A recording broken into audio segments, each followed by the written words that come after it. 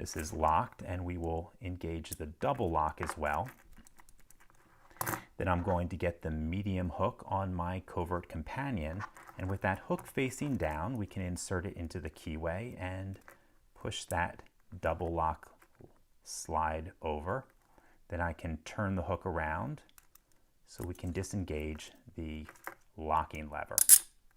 Okay, if we were to assume this is not double locked, we could also try shimming on the Covert companion. You could do that with either this utility shim or the notch decoder.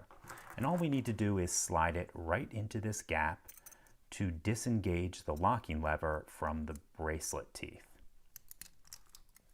There we go, very easy. One more time, just so you can see it was not a fluke.